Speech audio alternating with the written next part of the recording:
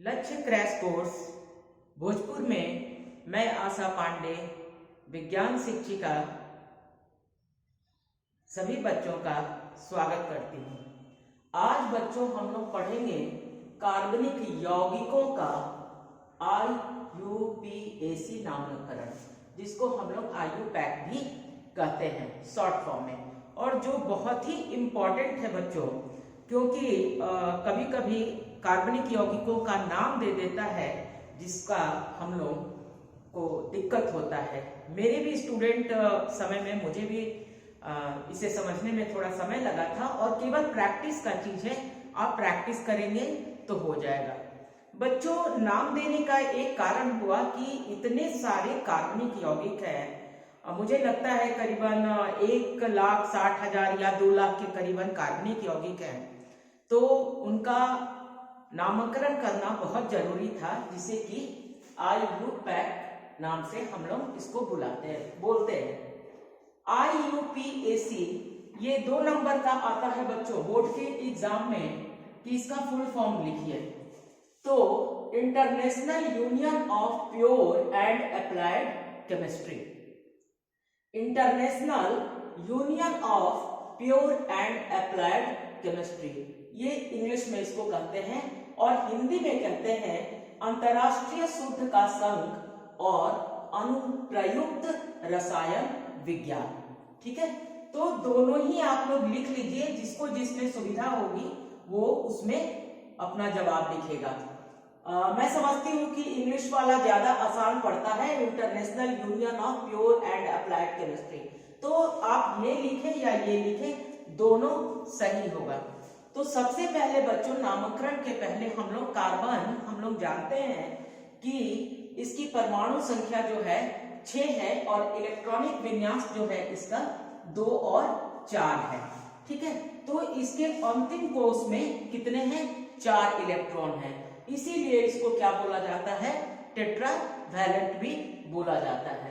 तो 4 इसकी जो ये है, तो जब भी हम लोग नामकरण करते हैं बच्चों, और जब IUPAC आप नामकरण करिएगा तो आप देख लीजिएगा कि यदि ये कार्बन है तो चुपचाप यहाँ पर आपको हाइड्रोजन लगा देना है, यदि कुछ नहीं दिया हुआ है, और कहेगा कि इसका नामकरण कीजिए।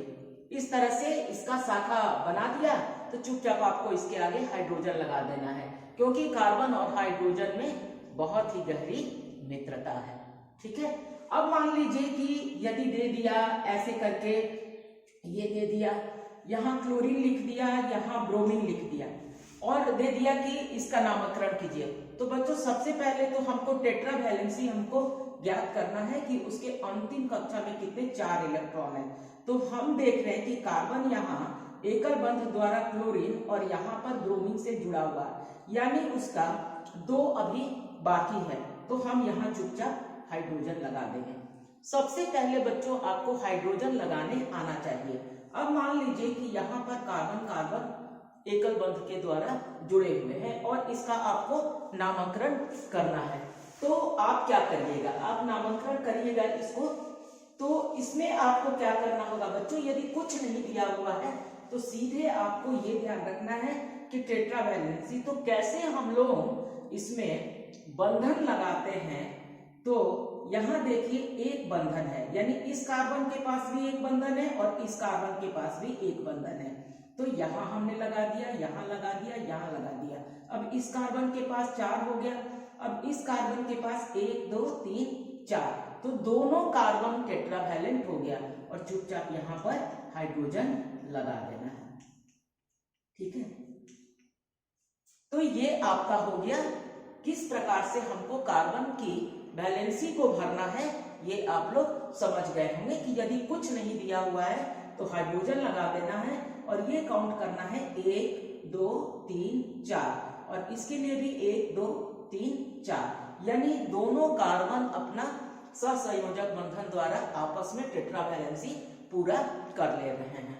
अब बच्चों, अब हम लोग ये देखते हैं कि जहां एक कार्बन होता है उसको मेथ कहते हैं, जहां 2 कार्बन होता है उसको एथ कहते हैं, यानी मेथ एथ 3 कार्बन को हम लोग प्रॉप कहते हैं, 4 कार्बन को हम लोग ब्यूट कहते हैं, 5 कार्बन को हम लोग पेंट कहते हैं, 6 कार्बन को हेक्स कहते हैं, 7 कार्बन को हेप्ट कहते हैं, 8 कार्बन को ऑक्ट कहते हैं, 9 कार्बन को नोन कहते हैं और 10 कार्बन को हम लोग क्या कहते हैं, डेक कहते हैं।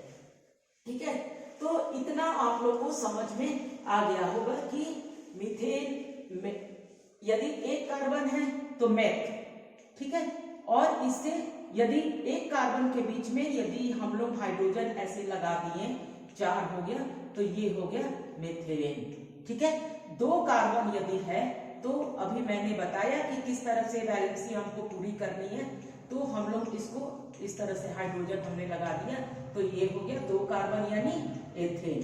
ठीक है, ये आपको समझने में दिक्कत नहीं होगा। तो जब एकल बंध होता है बच्चों कार्बन कार्बन के बीच में, तब हम लोग क्या करते हैं, यहाँ देखते हैं, जब एक बंध होता है तो हम लोग क्या लगाते हैं, एन लगाते हैं।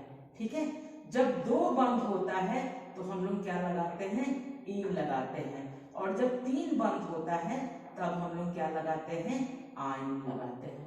ठीक है, इन तीनों का आप लोग को इसके पहले वाले वीडियो में मैंने बता दिया था कि CnH2n+2 अल्केन, CnH2n अल्कीन और CnH2n+2 एल्काइन।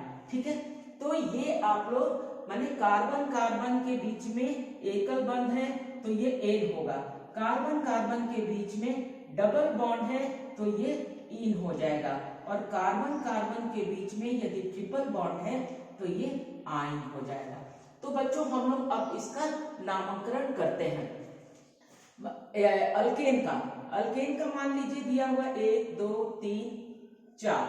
ठीक है, ये 4 हो गया, तो 4 से हम लोग जान रहे हैं कि 4 को हम लोग क्या कहते हैं, 4 को हम लोग क्या बोलते हैं, ब्यूट।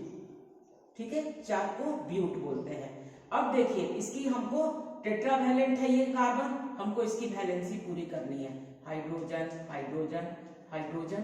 अब इस कार्बन के आगे इधर भी एक बंध है, इधर भी एक, यानी हमको 2 और बंधन लगाने हैं, तो हाइड्रोजन हाइड्रोजन। इस कार्बन के यहाँ भी एक बंध है, इस कार्बन के यहाँ भी एक बंध है, हाइड्रोजन हाइड्रोजन, फिर यहाँ पर हाइड्रोजन हाइड्रोजन, और देखिए 1 2 3 और ये 4। तो क्या हो गया, ब्यूट हो गया, क्योंकि 4 कार्बन है और चूंकि सबके बीच में एकल बंध है इसलिए हम लोग क्या लगाएंगे, एन लगाएंगे, तो ब्यूटेन। ठीक है, इसी तरह से बच्चों यदि 5 कार्बन रहेगा तो हम उसमें क्या करेंगे, पेंटेन लगा देंगे, यदि 6 कार्बन रहेगा तो उसको क्या करेंगे, हेक्सेन लगा देंगे। अब मान लीजिए बच्चों कि यही वाला है हमारे पास और इसमें सेम फॉर्मूला है। ठीक है, अब इसके बीच में हम लोग देखेंगे कि मान लीजिए कि यहाँ पर डबल बॉन्ड है। ठीक है, डबल बॉन्ड है। ठीक है, तो हम लोग कैसे इसका नामकरण करेंगे, तो 1 2 3 4।